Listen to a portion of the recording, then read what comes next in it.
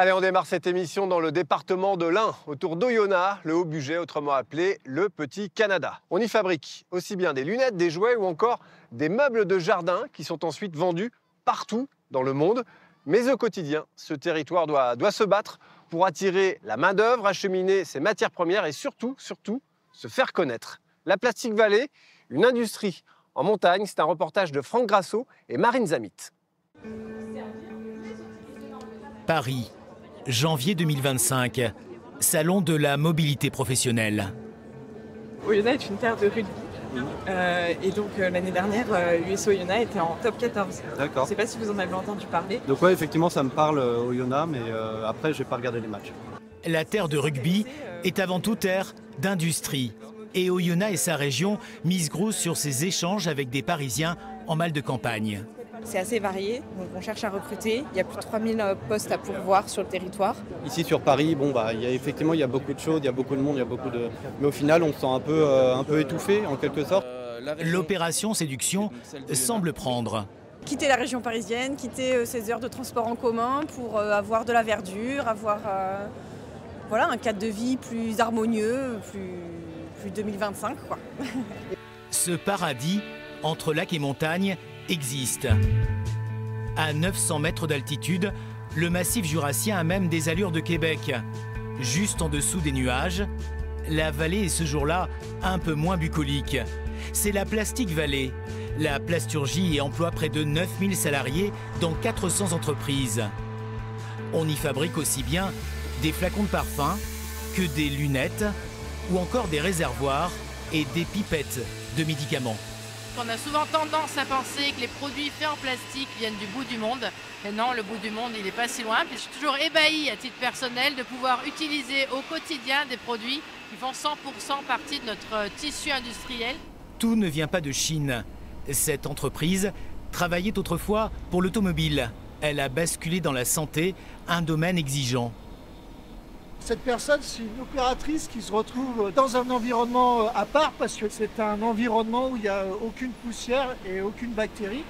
Elle a un double habillage, plus une formation particulière, de sorte qu'il n'y ait aucun contact entre son corps, ses vêtements et le produit.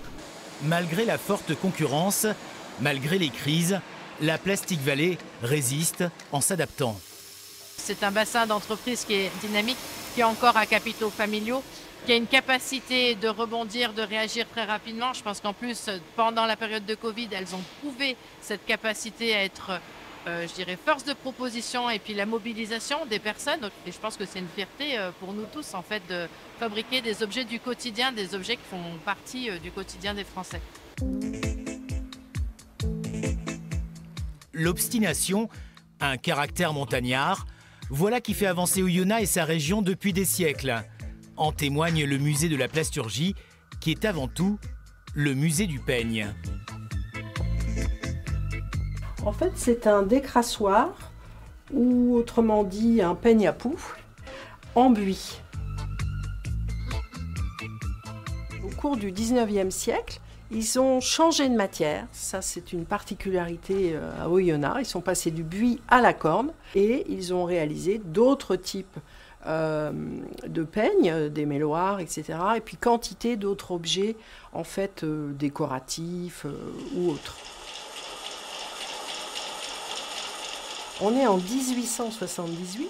Et nos industriels d'Oyonnax montent à l'Expo universelle à Paris et vont présenter leurs objets fabriqués en corne. Et là, ils vont découvrir la première des matières plastiques qui a été inventée aux États-Unis en 1869, le celluloïd. C'est une matière à base d'acide nitrique, donc qui est extrêmement inflammable, avec de la cellulose de coton et du camphre. Et petit à petit, ils ont délaissé les peignes en corne pour faire des peignes en celluloïd. L'ancêtre du plastique faisait son entrée en France. La mode des cheveux courts eut raison des peignes et autres ornements de coiffure. Les ateliers passèrent à toute autre chose. L'ère du tout plastique sonnait.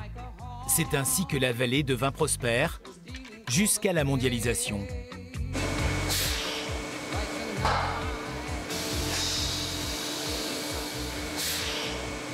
Philippe Roumy a travaillé 7 années en Chine. avant de reprendre cette entreprise, MTS, comme moulage technique soufflage.